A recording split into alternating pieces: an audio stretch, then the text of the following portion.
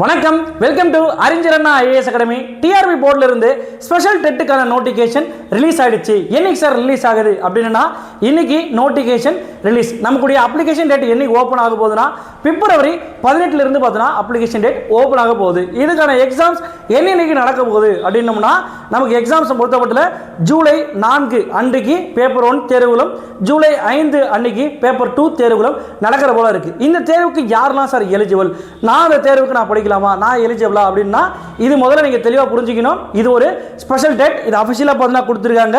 இது தகவல் அப்படியே நம்ம பார்த்துடலாம். ஃபர்ஸ்ட் என்னன்னா, இதை பொறுத்த வரைக்கும் வந்து ஸ்பெஷல் டெட் அப்படின்வாங்க. இது யாருக்காக அப்படின்னோம்னா, சிம்பிளா எடுத்துக்கும் போது ஆசிரியர், அதாவது அரசு மற்றும் அரசு உதவி பெறும் பள்ளிகளில் பணிபுரியக்கூடிய ஒர்க்கிங் டீச்சர்ஸ்க்காகவே பார்த்தோன்னா வந்து இந்த பேப்பர் வந்து டெஸ்ட் வந்து நடத்த போகிறாங்க.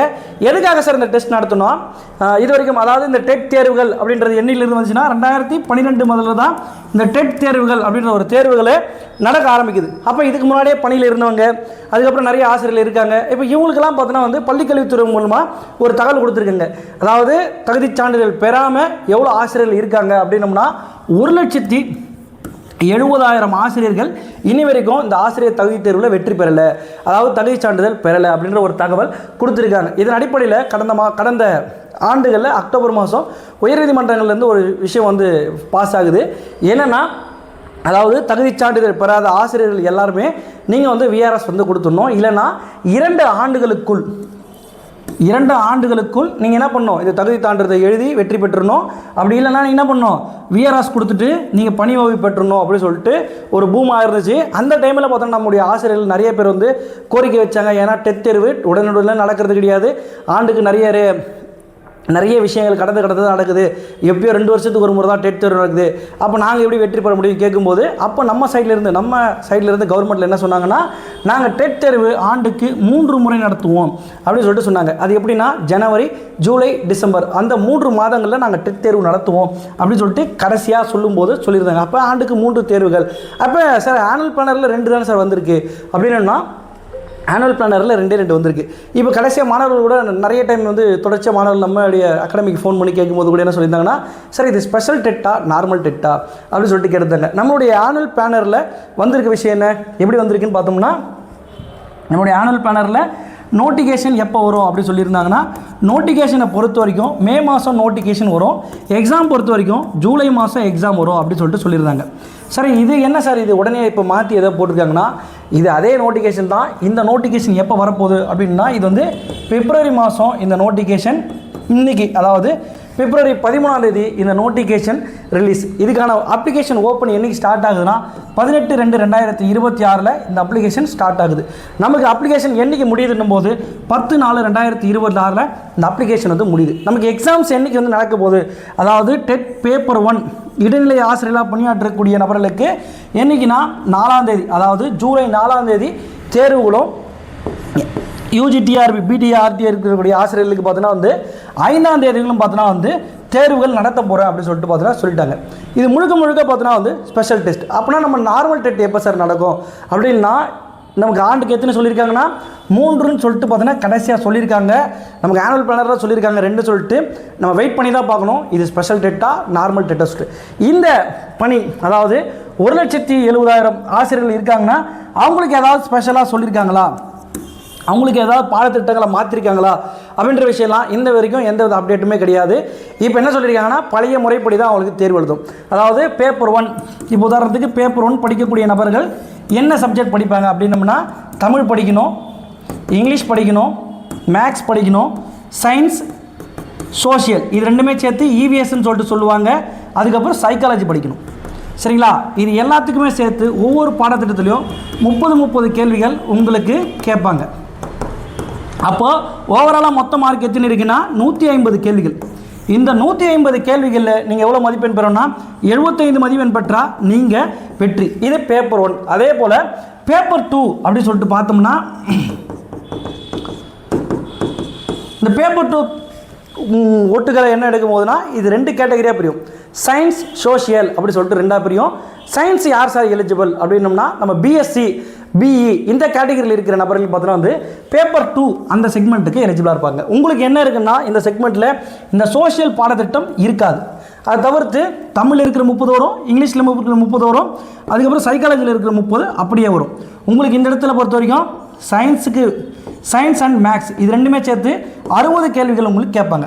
அதே போல் ஆர்ட்ஸ் பிஏ ஆர்ட்ஸில் ஏதாவது படிச்சிருக்கு, ஹிஸ்ட்ரி, இங்கிலீஷ், தமிழ் இந்த படிச்சிருக்கக்கூடிய ஆசிரியர்கள் என்ன பண்ணுவாங்கன்னா உங்களுக்கு இந்த சயின்ஸ் மேக்ஸ் வராது, அதுக்கு பதில் சோஷியல் மட்டுமே 60 கொஷின் பார்த்தோன்னா உங்களுக்கு வரும். அப்போ இதில் வெற்றி பெறுறது அப்படின்றது பார்த்தோன்னா ரொம்ப எளிது தான். எப்படி சார் வெற்றி பெறணும்? ஏன்னா நமக்கு என்றைக்கு எக்ஸாம்ன்ற முதல் கொண்டு உங்களுக்கு A to Z சொல்லிட்டாங்க. இதுக்கு எவ்வளோ நாள் சார்? ஒரு நாள் படித்தா போதும். ஒரு நாளைக்கு 1 மணி நேரம் ஒழுங்காக படித்தா போதும். நம்ம என்ன பண்ணலாம்? ஈஸியாக வெற்றி பெற்றலாம். ஏன்னா இன்றைக்கி பழைய முறைப்படி கிடையாது. ஏன்னா இன்றைக்கி பாடத்திட்டத்தில் புதிய நிறைய அப்டேட் வந்து கொடுத்துருக்காங்க. கேள்வித்தாள்களும் உங்களுக்கு அதன்படி தான் அமையும். சார் கேள்வித்தாள் எப்படி சார் அமையும் அப்படின்னும் போது பேப்பர் 1 இப்போ பேப்பர் 1 படிக்கிறாங்க அப்படின்னுங்கன்னா அவங்களாம் சொல்லியிருப்பாங்க, பேப்பர் 1 படிக்கிற நபர்களுக்கு 1லேருந்து 5ஆம் வகுப்பு வரைக்கும் தான் உங்களுக்கு கேள்வி வரும் அப்படின்னு சொல்லிட்டு சொல்லியிருப்பாங்க. ஆனால் 1லேருந்து 5ஆம் வகுப்பு மட்டும்தான் கேள்வி வருமானா? கிடையாது. உங்களுக்கு எத்தனாம் வகுப்பு வரைக்கும் கேள்வி வரும்னா 8ஆம் வகுப்பு வரைக்கும் நிறைய கேள்விகள் வரும். 10ஆம் வகுப்புன்னு கேள்விகள் போகும். ஆனால் உங்களுக்கு பெரும்பான்மையான கேள்விகள் கடந்த தேர்வுகளில் டெட் தேர்வில் எவ்வளோ வந்துருக்குன்னா 8ஆம் வகுப்பில் உங்களுக்கு நிறைய கேள்விகள் பார்த்தோன்னா அழுத்தமாக கேட்கும். அப்போ நீங்கள் 1ஆம் வகுப்பு முதல் 8ஆம் வகுப்பு வரைக்கும் ஆழ்ந்து படித்தும் 9ஆம் வகுப்பு மற்றும் 10ஆம் வகுப்பு பாடத்திட்டத்தில் கொஞ்சம் மேலோட்டமாக படித்தோம்னா நீங்கள் என்ன பண்ணலாம்? 75க்கு 75ன்றது ஈஸியாக தட்டி தூக்கிட்டு போயிட்டே இருக்கலாம். இது பேப்பர் 1 நபர்களுக்கு. இது எப்படி படிக்கணுன்றதை ஏற்கனவே ஒரு வீடியோ போட்டிருப்போம்.